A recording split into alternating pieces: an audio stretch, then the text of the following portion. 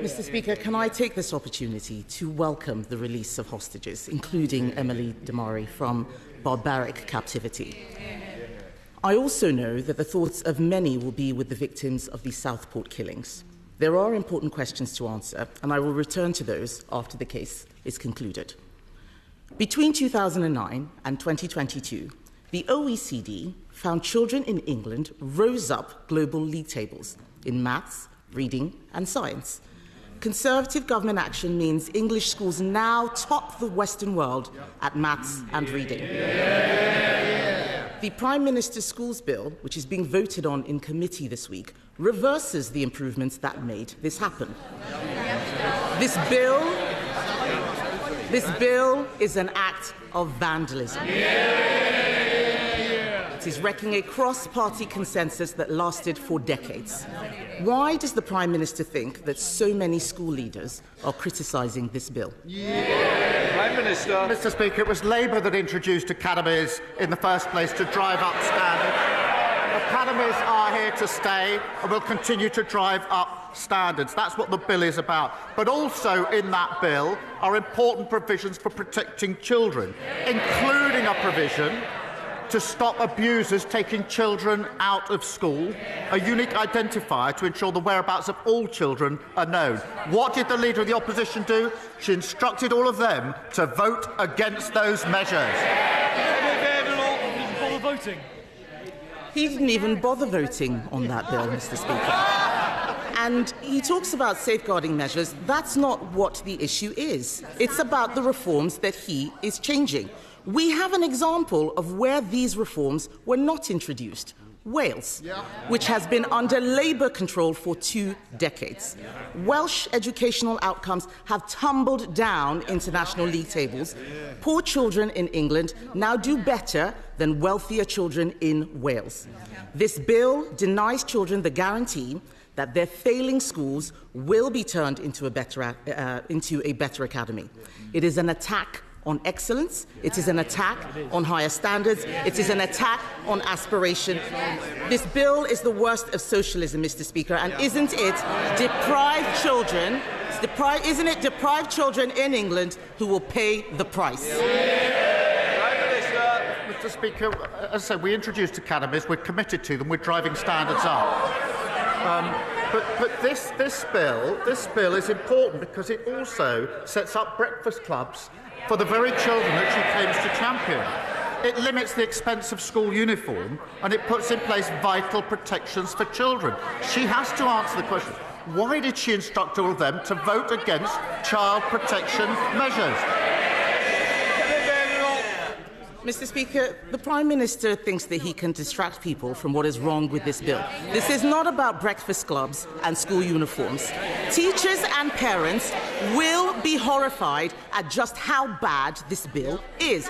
Even his own MPs may not realise it, but the bill will cut teachers' pay. It cuts pay for 20,000 teachers. His Education Secretary says there is not a ceiling for pay. They're all shaking their heads. They clearly haven't read the bill. She hasn't read the bill either. Because Clause 45 means teachers' pay will be capped. Did the Prime Minister know that the bill, as it stands, will cut teachers' pay?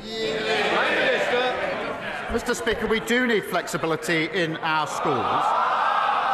And if she'd hopped off social media for a while, she would have seen the amendment that was put down this morning to achieve that end. But she says this bill is not about child protection. We had a young child killed who was taken out of a school by an abuser. This bill closes that gap. That is urgently needed. We have children who have not gone back to school since COVID. This bill closes that gap. She can make her points on academies. We can debate academies, but to vote against the bill is a disgrace on all of them. This is nonsense. nonsense, Mr. Speaker, and the amendment he's talking about does not address this issue. He raises academies. That's exactly what I'm talking about. Like every other parent, I believe all our children should have the best teachers.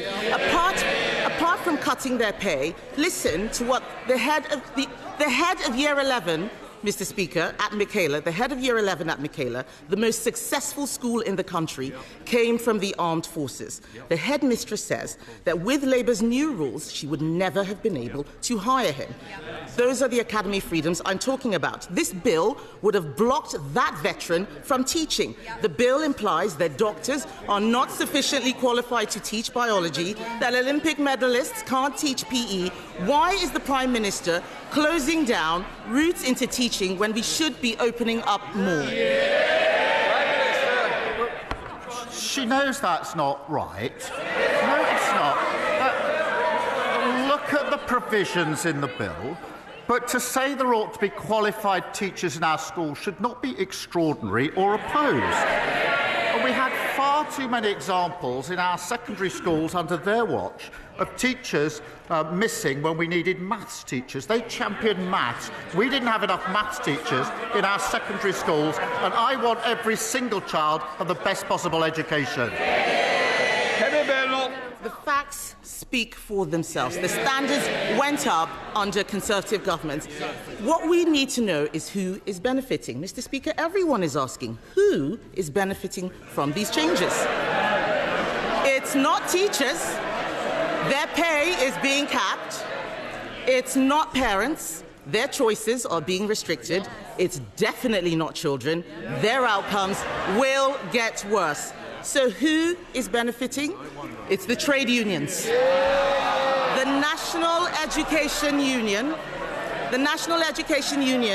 sent out a tick list proving that after a decade and a half, they are finally getting their way. Why is the Education Secretary allowing trade unions to run her department and ruin children's education? The bill benefits the children who need the nourishment of a breakfast club. The bill benefits the families that can't afford uniforms. The bill benefits the children who are currently out of school and nobody knows where they are. The bill benefits the children who could be taken out of school by abusers if this bill doesn't go through. She should change her mind and support these vital provisions. The Prime Minister needs to get out more and speak to schools. I was at the Harris Academy just this month, and what are they saying? That this bill reverses 2 decades of progress, imposing Labour's new curriculum on every school, taxing the education of children with special needs, excluding talented outsiders. The closed shop is back. This is pure educational vandalism. And alongside these attacks, removing single-word Ofsted judgments so parents cannot see the standards slipping. It is the same old Labour. Bad outcomes for all children, excellence for none. Mr. Speaker, I know what it's like to go to a school which didn't care about standards. This is a tragedy in the making. The key changes in this bill were not in their election manifesto. Isn't that because he knew parents and teachers would reject them? Parents and teachers know we introduced academies. Parents and teachers know we're driving by standards. We're committed to them. They're part of the future. We will continue to focus on standards. And she talks about special need. She's got a nerve. I don't know. And they know it. Remember, they have asked me questions, these Prime Minister's questions, about the appalling situation of special needs under their watch. We're going to fix that mess like we're fixing every other mess.